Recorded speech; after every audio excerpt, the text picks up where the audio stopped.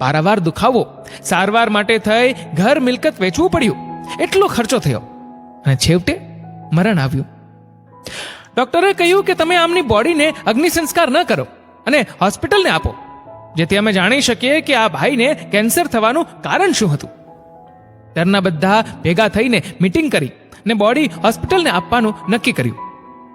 Body ઉપર research કરતા ખબર પડી કે પ્લાસ્ટિકમાં ગરમ ખાવાનું રાખવાથી ખરાબ કેમિકલ જમવામાં ભળી જવાથી આ ભાઈને કેન્સર થયું હતું.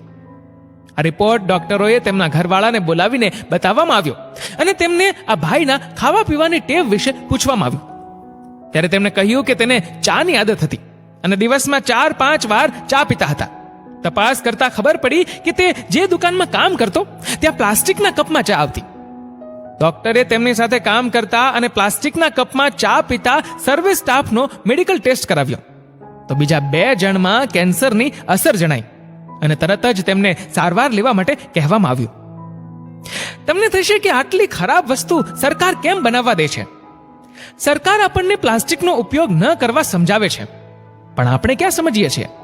હું પોતે પણ કહું છું, આપણામાંથી ઘણા પોતે તો પ્લાસ્ટિકમાં ચા પીવે જ છે અને બીજા મિત્રોને પણ પીવડાવે છે અને અજાણતા કેન્સરને નોતરે છે. કોઈ દિવસ પ્લાસ્ટિકમાં ગરમા ગરમ ખાવાનું ખાવું કે પીવું ન જોઈએ. આ વાત હકીકત અને સાચી છે. તેથી લોકોની જાગૃતિ માટે આ મેસેજને આગળ ફોરવર્ડ કરવા વિનંતી છે.